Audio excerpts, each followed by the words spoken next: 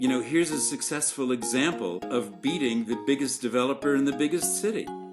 And so that's my hope.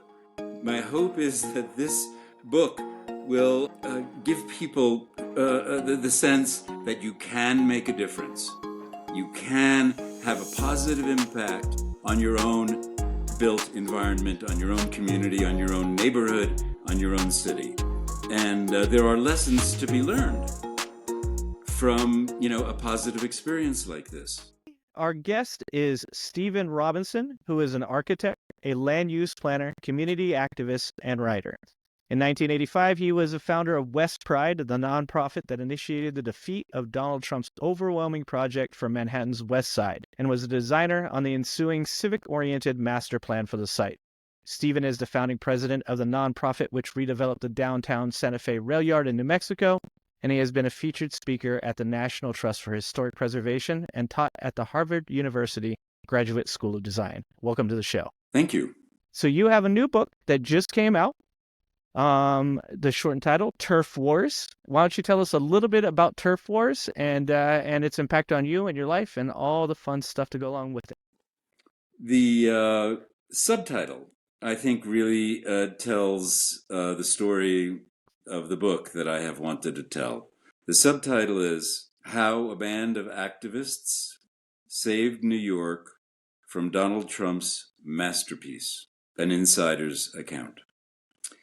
And the intent of the book is exactly that. There was a real estate proposal made, and it would have been a disastrous impact both environmentally and socially in our community on the Upper West Side of New York, Manhattan. And I helped to form a local opposition group because we thought we could change the system, not because we were trying to fight Trump. He happened to be the developer. But the way the real estate approvals were handled in those days, this is going back to the mid to late 80s, early 90s, was that it was often very politically driven, it was financially driven, and there were projects that had been approved that were very detrimental to the communities in which they got built, and we were determined not to let this happen on our turf. So the story is, what was the proposal, the specifics of the proposal that was being made for a half a mile of Hudson River waterfront, and how could we organize? How could we do the community organizing to oppose this proposal? And we spent 5 years raising money and hiring independent consultants who made critiques of the environmental and economic and social impacts that particular project would have on our community. And the way things worked then was that I say our community, but the community had no voice in whether or not a project like this got approved. It was between the developer and the city elected officials. So what we realized was that we had to intervene in the process. And so we raised money and we hired experts and we had critiques done of the potential impacts of this. And we did that for 5 years.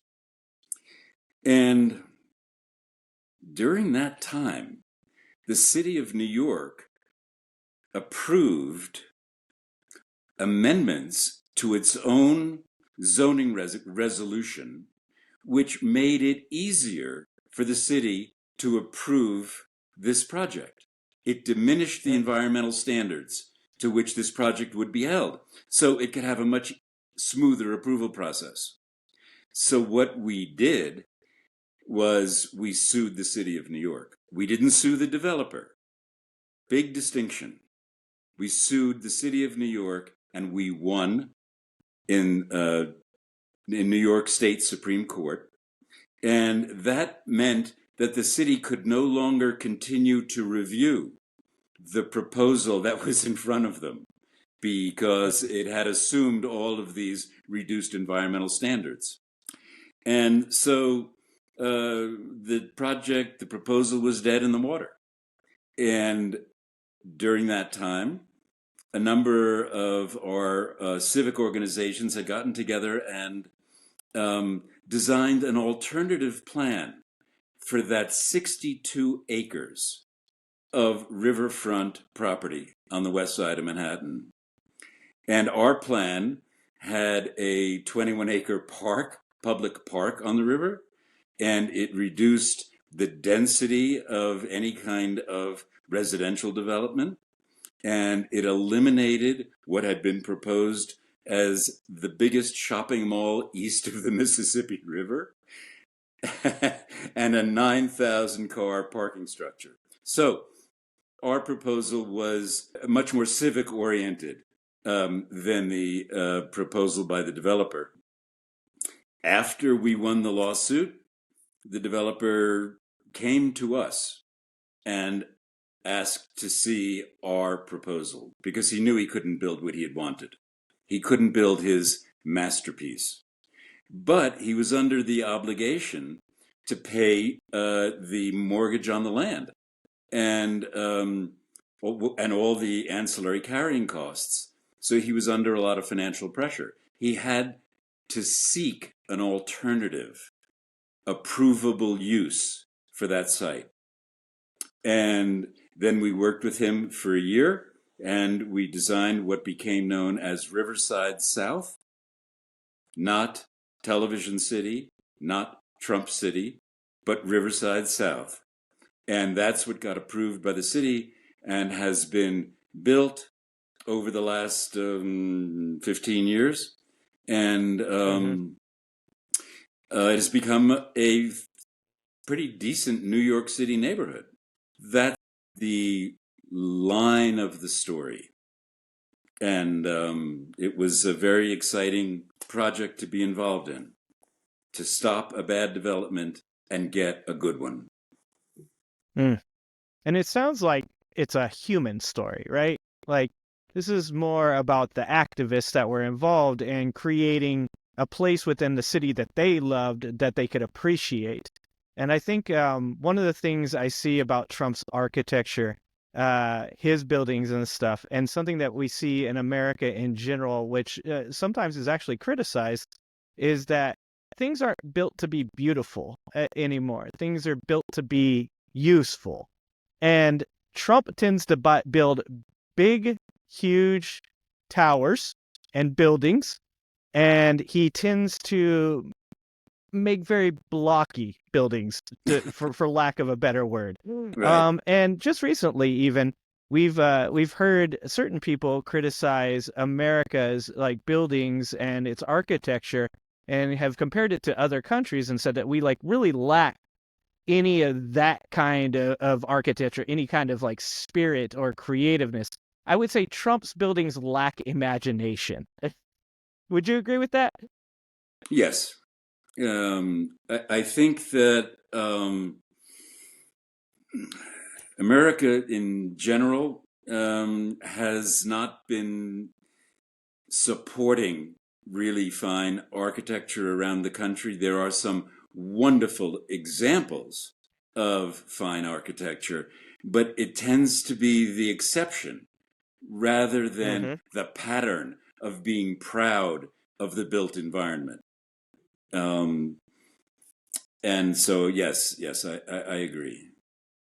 Yeah, and do you think that that's why activism is so important, right? Is that we seem to be in this place where people with money, with wealth, with power, with connections, as you were saying about New York, and they're creating these new laws all of a sudden that are helping to push through this project being built.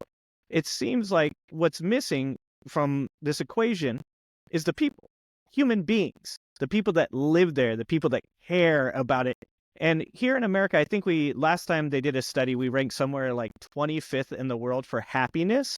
And I think that that's impacted, right? Like, that's just crazy to live in America. And we have this insane statistic where we're the #1 economy in the world and we're the 25th as far as happiness. And I believe that a lot of that comes from the fact that our cities don't bring joy. They're mostly built for industrial reasons. They're built to be efficient. They're built to get us to work and to get us home.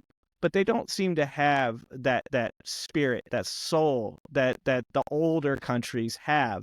And do you think that did you bring that to that project, or do you feel good with the way that that project finished out? Well, let me start with an earlier point you made, Mm-hmm. because I believe that it's been widely written about now and discussed is that the built environment has visceral impacts on everybody. And it can be as simple as walking down a city street on the shady side of the street on a cold day, and then deciding to cross the street and go to the sunny side of the street. And it can be in certain cities, in certain places, you feel like you're in dark, cold canyons where everything is masonry. And there is very little inviting architecture at the street level where people Mm-hmm. experience the built environment. So, yes, I think that we, as Americans, are victims of the built environment, which is, as you said, driven by financial interests and driven by often corporate interests and rarely driven by the needs, the visceral needs, the social needs, the communal needs of a society. And, that's why you often see places where there is a lack of public open space, where every site has to become a building site. So I think that that is a really important part of what's been very difficult in American culture. Yeah. To ask me specifically, am I pleased with the way our plan came out? It's a little bit mixed because the West Side Highway, which runs over the property, Mm-hmm. our plan was to take that elevated highway and lower it, and to lower it at grade so that it could be covered by the park. There are plenty of highways in the country that go underground, and Yep. especially ones which are on large public spaces like waterfronts or parks. So that was a very important part of our intention, was to get rid of the overhead highway, and we failed to do that.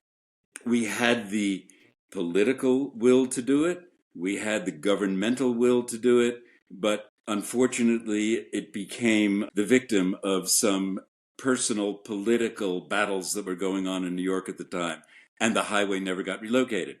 So the highway takes up a lot of park space, and it continues to spew air pollution and noise on the public open space, which faces the river. Now, there is also just a beautiful riverfront park, a part of the park that is west of the highway, with a pier that goes 715 feet out into the Hudson River, with boardwalks that walk you across the tidal wetlands, with lawns and recreational opportunities right on the Hudson River. So that part is a wonderful success. The buildings themselves, we tried to convince the developer and other developers to hire architects who could work within our guidelines and within our design controls and make them really inviting contemporary buildings with a traditional base and a traditional flavor to them. And that didn't succeed so well. So the buildings are kind of ordinary, but that's, part of the fight you fight in New York all the time, Yeah. trying to fight for better architecture. Overall, there are market rate apartments. There are a substantial amount of affordable housing units within each building. There or a garage under each building for parking for the residents, so there's no big parking structure. There is street level retail at the ground floor to animate the pedestrian experience.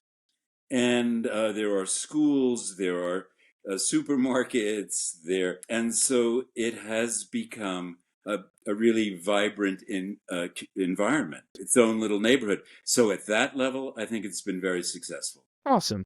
And you bring up the highway being taken underground. I have a friend who was just in Seattle, and she was talking about one that used to be above ground, and they brought it underground. Mm-hmm. They rebuilt the whole thing, and she said it was beautiful. She said the impact on what it used to be to what it is today. Also, a lot of waterfront property in Seattle, so kind of the same idea. She said it just felt so much better to be there, so much prettier to be there. Do you think there's a country, this is kind of an off-topic question, do you think there's a country that we could emulate as far as like building structures to kind of change the environment for American citizens, so that way we do like have a little bit of a more symbiotic relationship with our cities? I can't really think of specific examples. A couple of years ago, I was in Copenhagen, Mm. and what I noticed very clearly was that a lot of the new architecture was beautifully scaled to the environment it was in, to the context, to the neighborhood. It often was built either adjacent or around its own green open space. And there were tremendous emphasis put on bicycle circulation and put on public transportation, none of which we've managed to do very well. But Copenhagen is the first city that comes to mind that I think has been doing it really well.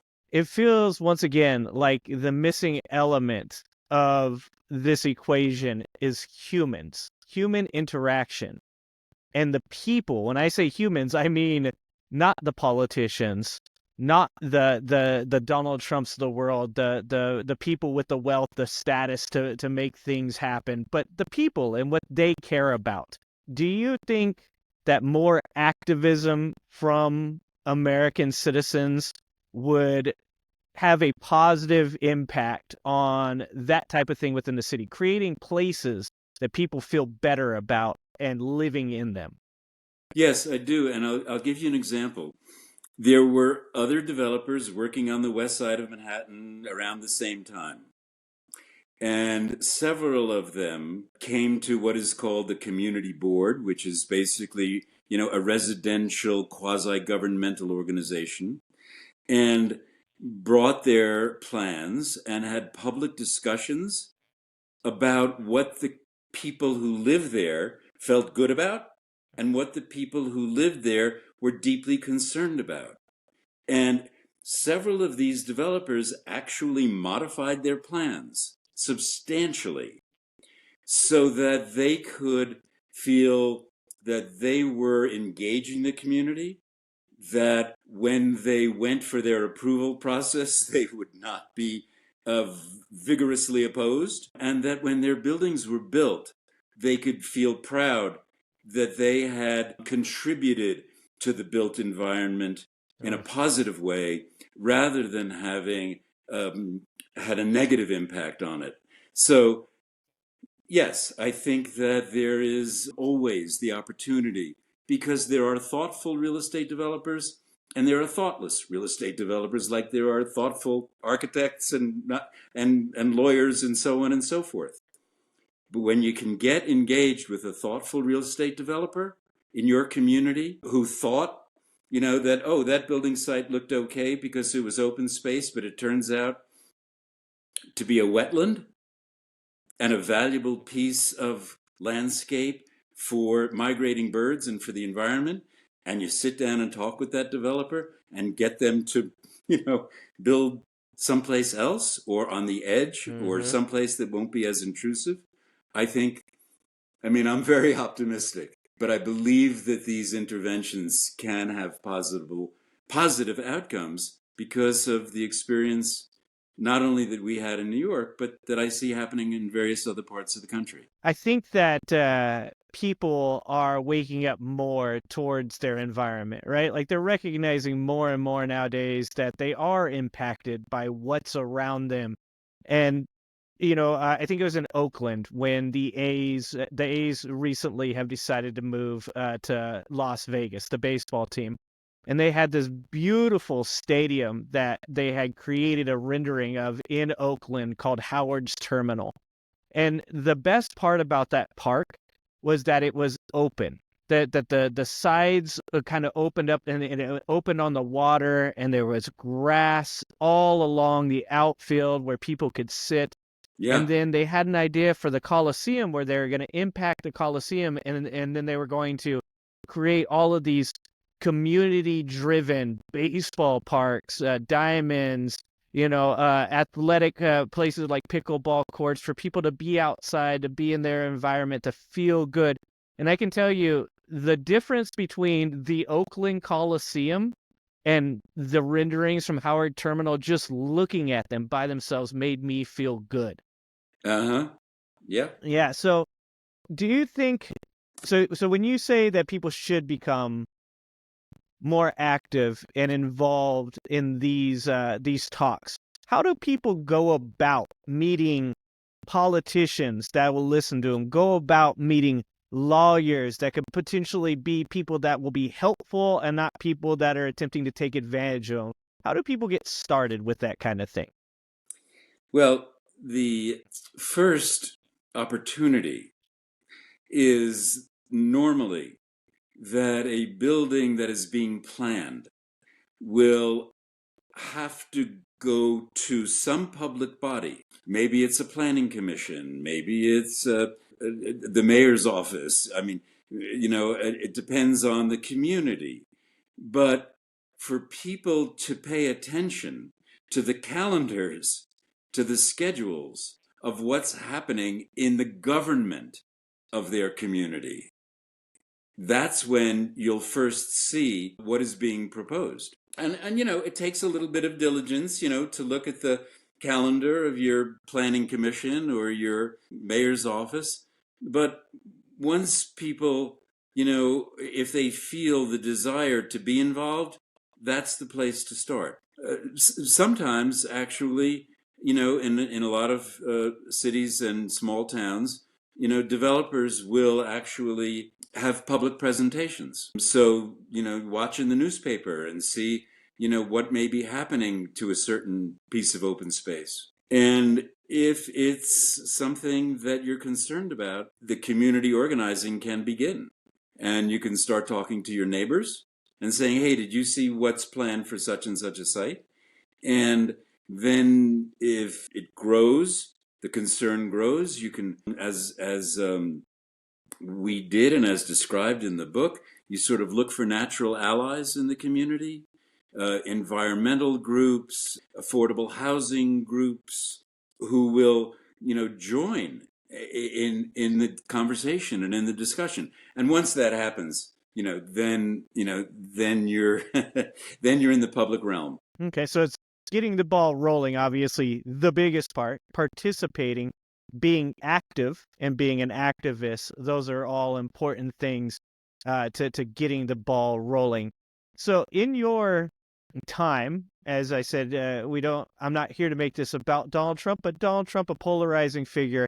What were your takeaways from being on the other side of a turf war with a person as wealthy and as connected as Donald Trump? What we realized in the beginning was that we were not going to fight Trump.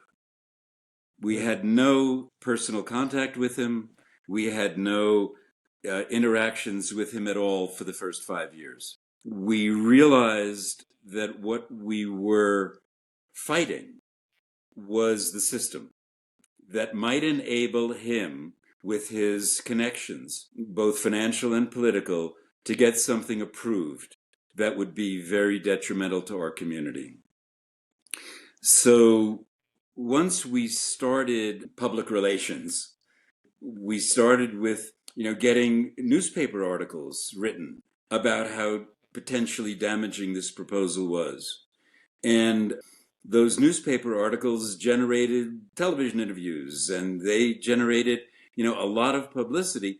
And of course, having Trump be the developer, he wanted as much publicity as he could get, whether it was good or bad. I mean, that's Yep. the nature of the beast.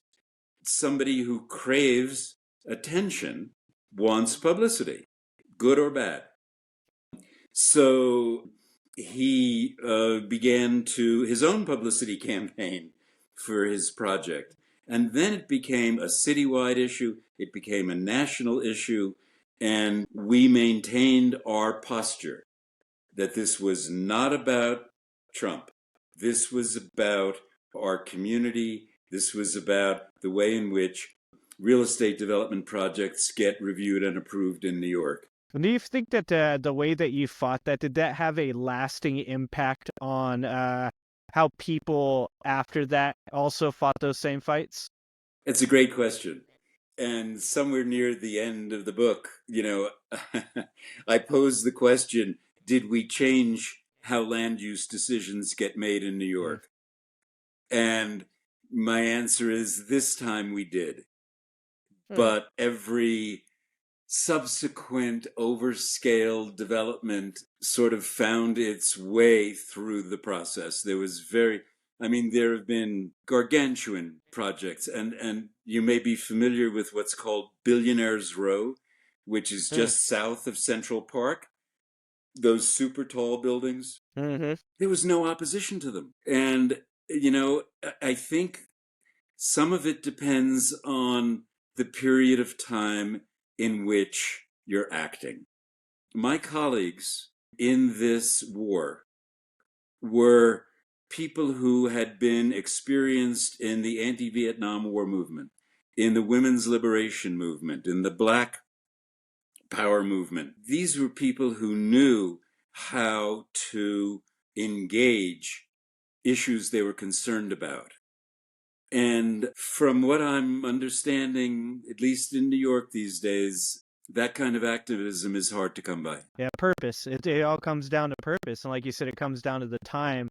And when you talk about things like the civil rights movement, when you talk about, women's rights movements, it really is about like how necessary at the time it is for you to act. And it feels very much like people are becoming more like politically activated nowadays. Maybe we had a lull of such, but things like fighting against, potential of like corporations coming in and taking out mom and pop small businesses, or big landowners using, their land to for more specifically industrial reasons rather than to make the population happy or to create things that make them happy.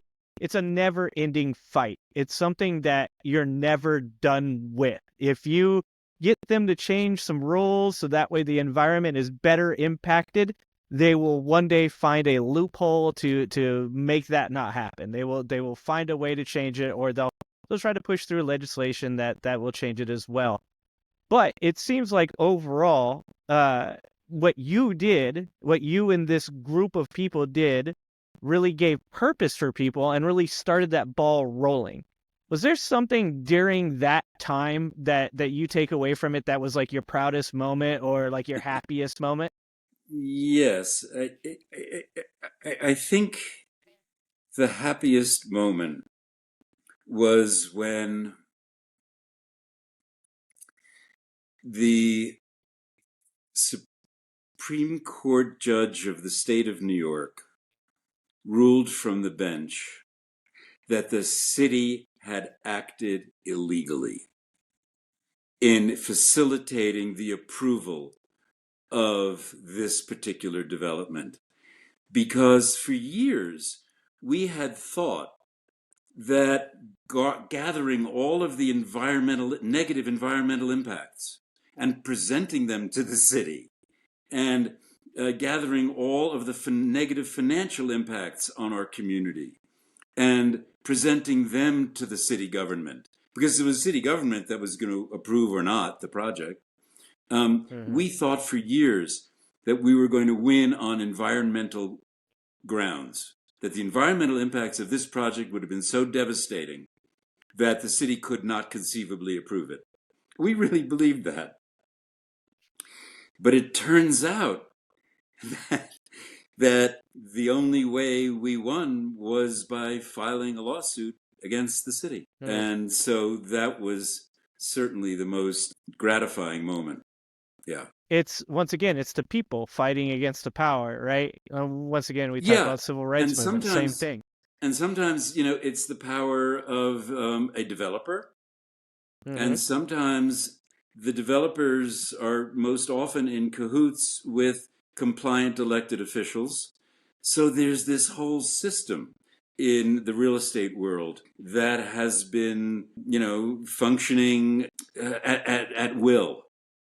Mm-hmm. And what I like to say is that they have often have their way with different communities. Yep. And the communities don't have enough of a seat at the table to influence those decisions. And we fought very hard and very long to work with the city government, to have them receive all of the technical critiques that we were presenting to them, and discuss them and have open dialogue about this proposal.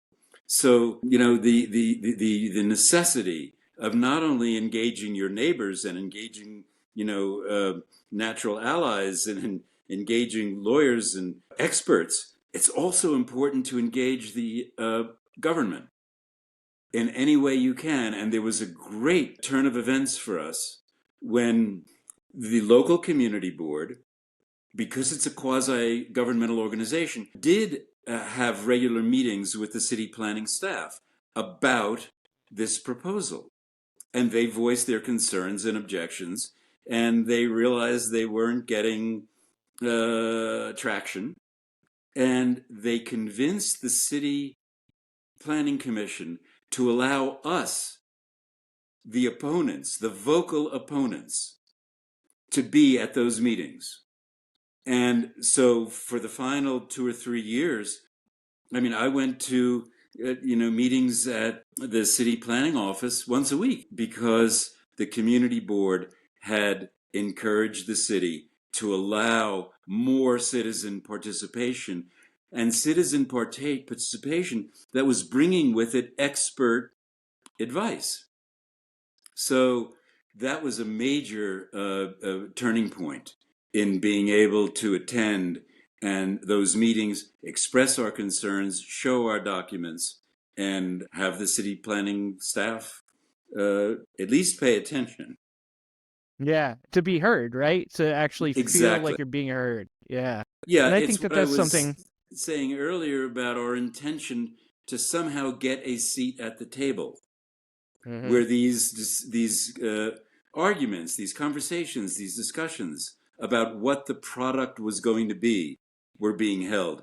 Because I knew from earlier experience that being outside the system and just throwing rocks rarely penetrates a process as well oiled as the real estate approval process is. You got to be there. Uh, You got to be at the yeah. table. Well-oiled is a great word for it. Yeah. Greased also. I think that should resonate a lot with people nowadays. People have asked me, because I do a political show, so they ask me, well, what's the difference? Why do I think so much more optimistically about our government today, even recognizing the sins of the past? And I say all the time that a lot of the reason that I have optimism is the diversity of representation that we have in our government now. We are a country of many different cultures, many different classes. We have, people that span the spectrum in this melting pot we call America. And if there's anything in this country that gives me like severe optimism, it's the diversity in which we are being represented. But that diversity doesn't happen unless people get up and go out and get involved. So your very involvement in this project, may seem like the stone in the pond, but it's the ripples that it has, the Yes. butterfly effect that it has over time. That's what matters, and Well, that's why you see our diversity in our government now. and that is exactly the reason I wrote the book. I Mm-hmm. mean, I wanted to tell the story we had been through, but I also want to convey to residents in cities and towns around the country who are being threatened with real Mm-hmm. estate development that could negatively impact their community, that there are ways to get engaged. And, here's a successful example, of beating the biggest developer in the biggest city. And Mm-hmm. so that's my hope. My hope is that this book will give people the sense that you can make a difference. You can have a positive impact on your own built environment, on your own community, on your own neighborhood, on your own city. And there are lessons to be learned from, a positive experience like this. And Mm-hmm. you also, you know, mentioned, diversity. Mm-hmm. The Upper West Side of Manhattan had been one of the most diverse neighborhoods in the entire city.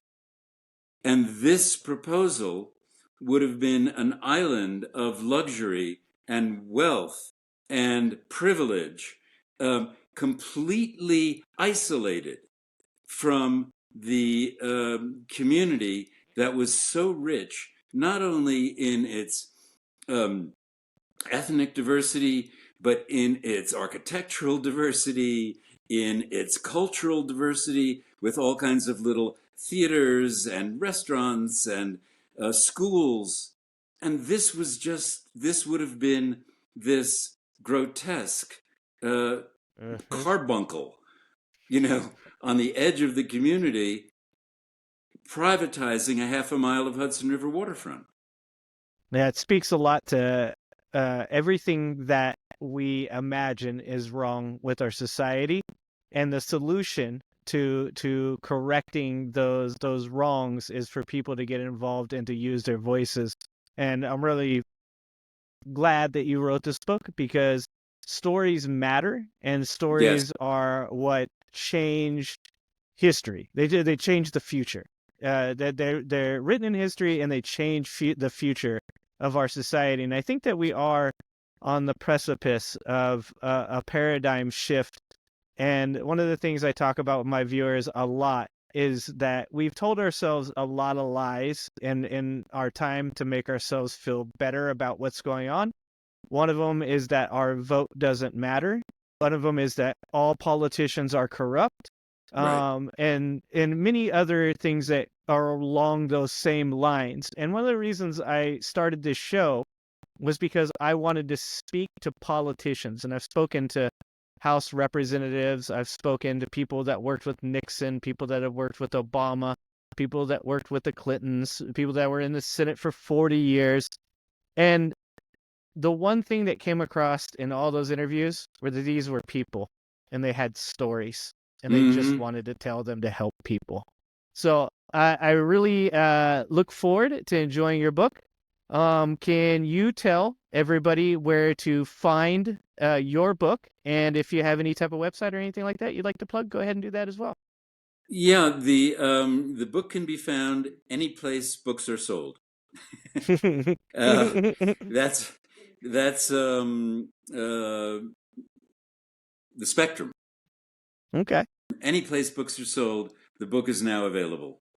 And I do want to say that there is a wonderful independent bookstore here in Santa Fe, New Mexico, Mm-hmm. called Collected Works.